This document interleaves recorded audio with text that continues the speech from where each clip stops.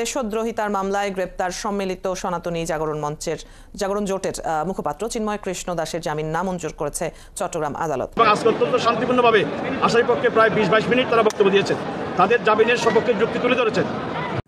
চট্টগ্রামের রাষ্ট্রদ্রোহ মামলায় সনাতনী জাগরণ মঞ্চের মুখপাত্র চিন্ময় কৃষ্ণ দাসের জামিন নামঞ্জুর করেছেন আদালত। পাশাপাশি রাষ্ট্রপক্ষের পিপি মফিজুল হক সাহেব তিনিও বলেছেন যে এটি একটি রাষ্ট্রদ্রোহী মামলা, যাবজ্জীবন সাজাই মামলায়। তবে এদিন আদালতে হাজির করা হয়নি চিন্ময়কে।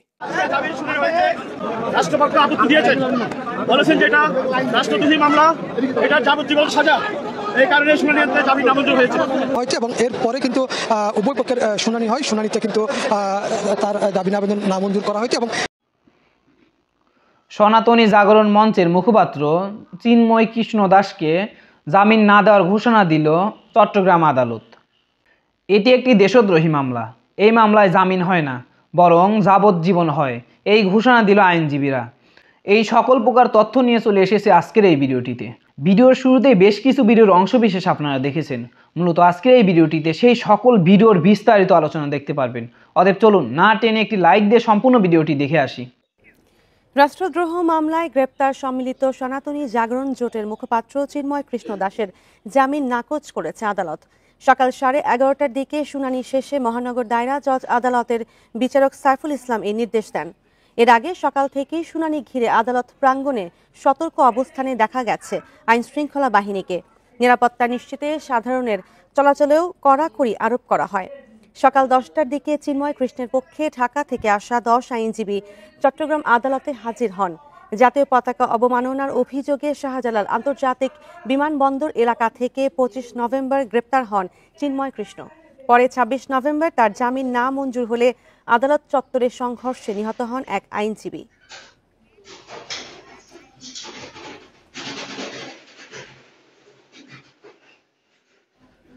আর এই বিষয়ে বিস্তারিত জানাতে চট্টগ্রাম আদালত থেকে যোগ দিচ্ছেন সহকর্মী অনুপম শীল। চিন্ময় কৃষ্ণের জামিন শুনানির বিষয়ে বিস্তারিত কি আছে আপনার কাছে? এখন থেকে আসলে 20 মিনিট আগে এই মামলার যে জামিন শুনানি সেটি অনুষ্ঠিত হয়েছে এবং তৃতীয় মহানগর দায়রা জজ সাইফুল ইসলামের আদালতে এই জামিন শুনানি হয়। এবং আজকে কিন্তু চিন্ময়ের পক্ষে ঢাকা থেকে 10 জনের একটি আইনজীবী দল তারা এসেছিল, তারা চিন্ময়ের পক্ষে শুনানিতে অংশগ্রহণ করেন। যদিও আমরা জানি যে এর আগে তার পক্ষে কিন্তু কোনো আইনজীবী দাঁড়ায়নি। এবং যথারীতি রাষ্ট্রপক্ষ এবং মহানগর পিপি তিনিও এই শুনানিতে অংশগ্রহণ করেন এবং উভয় পক্ষের শুনানি শেষে আদালত তার জামিন আবেদনটি নামঞ্জুর করেন। এবং যদিও আজকে তার জামিন আবেদন নামঞ্জুর করার মাধ্যমে তার পরবর্তী ঠিক কবে আবার শুনানি হবে সেটি হয়তো বিকেল নাগাদ আদালতের পক্ষ থেকে জানানো হবে। তবে এখানে মূল বিষয়টি হচ্ছে যে তার এর আগে অর্থাৎ 26 নভেম্বর চিন্ময় কৃষ্ণ ব্রহ্মচারীর যে জামিন নামঞ্জুর হওয়াকে কেন্দ্র করে যে এখানে সংঘাতের ঘটনাটি ঘটেছিল এবং একজন আইনজীবী এখানে নিহত হয়েছেন, হত্যাকাণ্ডের শিকার হয়েছেন, সেই প্রেক্ষাপটে কিন্তু আদালত পাড়ায় এক ধরনের উত্তাপ উত্তেজনা আমরা গত বেশ কিছুদিন ধরেই লক্ষ্য করছি। আজকে সকাল থেকে কড়া নিরাপত্তা ব্যবস্থার মধ্য দিয়ে এখানে আসলে আসামিদেরকে আসামি তো আজকে আনা হয়নি যদিও চিন্ময় কৃষ্ণকে, তবে আসামি পক্ষে যে সমস্ত আইনজীবীরা ছিলেন তাদেরকে এখানে নিয়ে আসা হয়েছে। এবং আমরা দেখেছি যে একেবারে আদালত ভবনের বা এই আদালত পাহাড়ের নিচ থেকেই অনভিপ্রেত কোনো মানুষ অথবা বিনা দরকারে কোনো গাড়ি উপরে উঠতে দেওয়া হয়নি এবং সবাইকে যারা এখানে প্রবেশ করেছেন পরিচয়পত্র দেখিয়ে প্রবেশ করতে হয়েছে। এবং এখানে যারা সাধারণ বিচারপ্রার্থী বা অন্যান্য মানুষজন আছেন তাদেরকেও কিন্তু উপযুক্ত কারণ দেখিয়ে তারপরে আসলে আদালত ভবনে উপরে উঠতে দেওয়া হয়েছে। অর্থাৎ একটা নিশ্চিদ্র ব্যবস্থা আইনশৃঙ্খলা রক্ষাকারী বাহিনীর পক্ষ থেকে নেওয়া হয়েছে। এখানে পুলিশের পাশাপাশি র্যাব, সেনাবাহিনী এবং সাদা পোশাকে নজরদারিও কিন্তু বেশ জোরালো ছিল। এবং বলা যায় যে অনেকটা একটা স্থিতিশীল পরিস্থিতির মধ্য দিয়েই আজকে এই জামিন শুনানি হয়েছে। এবং জামিন শুনানির পরে যথারীতি আলিফ হত্যাকাণ্ডের প্রতিবাদে এখানে সাধারণ আইনজীবীরা চট্টগ্রামের যারা আছেন তারা এখানে মিছিল করেছেন। তো এখন আসলে তার জামিন যেহেতু মঞ্জুর হয়নি, স্বভাবতই তিনি কারাগারেই থাকবেন এবং পরবর্তীতে হয়তো তার আইনি অন্যান্য যে পদক্ষেপ সেই পদক্ষেপগুলো কিভাবে নেওয়া হবে সে বিষয়টি আরো পরিষ্কার হবে। জি, চট্টগ্রাম আদালত চত্বর থেকে যুক্ত হয়েছিলেন আজকে চিন্ময় দাসের যে মামলা শুনানির জন্য ছিল ওনার পক্ষে ঢাকা থেকে একজন আইনজীবী, যিনি আমাদের 12 সদস্য অ্যাডভোকেট অপূর্ব চরণ দাস, তিনি তার নেতৃত্বে প্রায় 10-12 জনের একটি বিজ্ঞ আইনজীবী দল আমাদের এখানে আসছে। আমরা জেলা আইনজীবীর সভাপতি, সাধারণ সভা দুজনে ছিলাম। আমরা তারা যেন শুনানিতে কোনো ধরনের বাধাগ্রস্ত বা কোনো ধরনের কিছু না হয়, আমরা তাদেরকে সহায়তা করেছি এবং আজকে অত্যন্ত শান্তিপূর্ণভাবে আসামি পক্ষে প্রায় 20-22 মিনিট তারা বক্তব্য দিয়েছেন, তাদের জামিনের সপক্ষে যুক্তি তুলে ধরেছেন। পাশাপাশি রাষ্ট্রপক্ষের পিপি মফিজুল মিয়া সাহেব তিনিও বলেছেন যে এটি একটি রাষ্ট্রদ্রোহী মামলা, যাবজ্জীবন সাজাই মামলায়। এই মামলা বর্তমানে তদন্তাধীন আছে। এই মামলা জামিন পাওয়াটা ওনার উচিত হবে না, হকদার হবেন না। বিজ্ঞ আদালত উভয়ের বক্তব্য শুনে তাকে যার জামিনে আবেদন নামঞ্জুর করেছেন। আপনি যে কথাটা বলেছেন, আমরা বারবারই বলে আসছি যে চিন্ময় দাসকে যেদিন আদালতে তোলা হয়েছিল প্রথম দিন 26 তারিখ, তখন যাকে কোর্টের অর্ডারে তাকে যখন প্রিজন মেনে তোলা হলো, যে পুলিশের মাইক দিয়ে বক্তব্য দিয়েছিলেন, সে বক্তব্য দেওয়ার পরে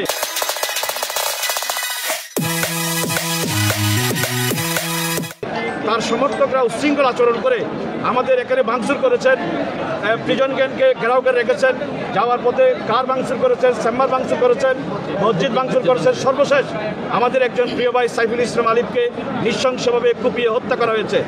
আমরা মনে করি চিন্ময় দাস যদি সেদিন মাইক দিয়ে কোনো বক্তব্য না দিতেন, তাহলে এই ঘটনার পরবর্তী ঘটনাটা আর হতো না। আমরা মনে করি চিন্ময় দাসের বক্তৃতার পরেই এই পর্যায়ক্রমে ঘটনাগুলো হয়েছে। আমরা পুলিশের সেদিন নিষ্ক্রিয়তা ছিল, তবে আমরা এটাই মনে করি চিন্ময় দাসের বক্তব্য না হলে এই ঘটনাগুলো ধারাবাহিকভাবে না হতো। তা আমরা মনে করি হত্যাকাণ্ড সহ যে মামলাগুলো হয়েছে সবগুলোতে তাকে তার উস্কানি, তার হুকুমদাতা হিসেবে এই মামলায় তাকে আসামি করার জন্য আমাদের দাবি, জোর দাবি আছে, আমরা দাবি করে আসছি। আচ্ছা, মাইকটা কিভাবে পেলে এভাবে কার শাস্তি দাবি করছে? এটা আমরা যতটুকু জানি এটা পুলিশের মাইক ছিল, আমরা শুনেছি এবং আমি একটা ভিডিওতে দেখলাম এটা সিএমপি লেখা আছে। তা আমরা মনে করি এটা প্রকৃত তদন্ত হওয়া উচিত। আমি বারবার একটা কথা বলেছি, সেদিন পুলিশ কেন নিষ্ক্রিয় ছিল, পুলিশ কেন দায়িত্ব পালন করে নাই, কেন পুলিশ প্রিজন ছেড়ে নীরবে দাঁড়িয়েছিলেন, এই বিষয়গুলো কেন তাদের হাত থেকে ওই আসামির খাতে মাইক গেল, কেন সে বক্তৃতার সুযোগ পেল, এই বিষয়গুলো তদন্ত হওয়া দরকার।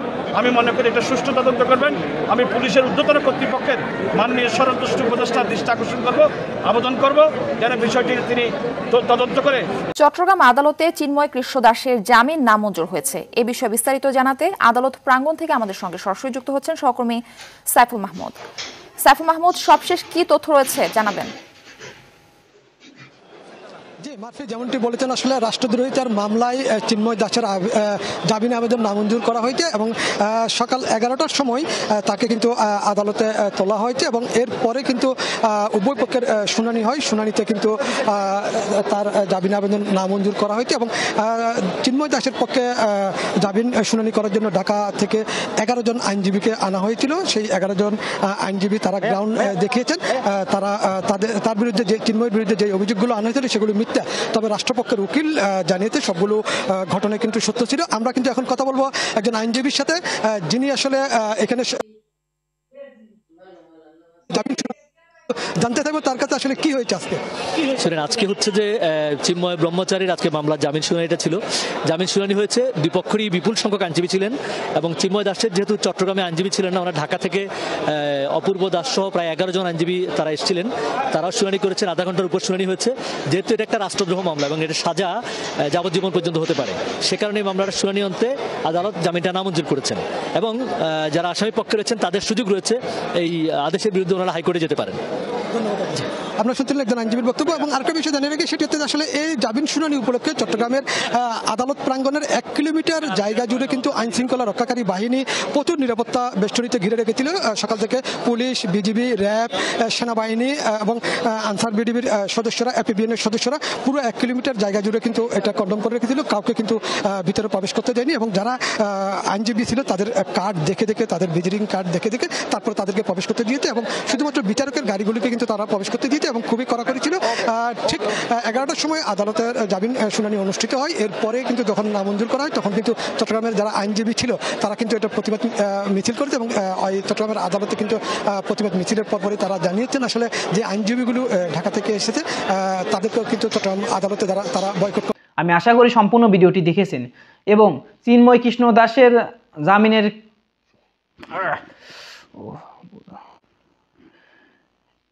এবং চিন্ময় কৃষ্ণ দাসের জামিনের ব্যাপারে আপনার কি মতামত অবশ্যই কমেন্ট বক্সে জানিয়ে যাবেন। ভিডিওটি ভালো লাগে থাকলে শেয়ার করতে ভুলবেন না।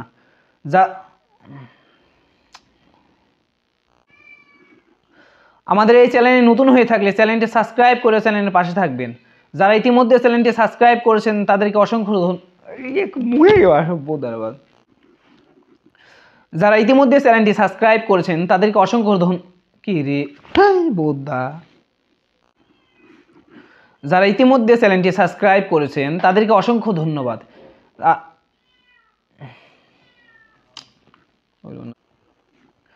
আমাদের এই চ্যানেল নতুন হয়ে থাকলে চ্যানেলটি সাবস্ক্রাইব করে আমাদের পাশে থাকবেন। আর যারা ইতিমধ্যে চ্যানেলটি সাবস্ক্রাইব করেছেন তাদেরকে অসংখ্য ধন্যবাদ। দেখা হবে নতুন কোনো ভিডিও নিয়ে, ততক্ষণ সবাই সুস্থ থাকবেন। আল্লাহ হাফিজ।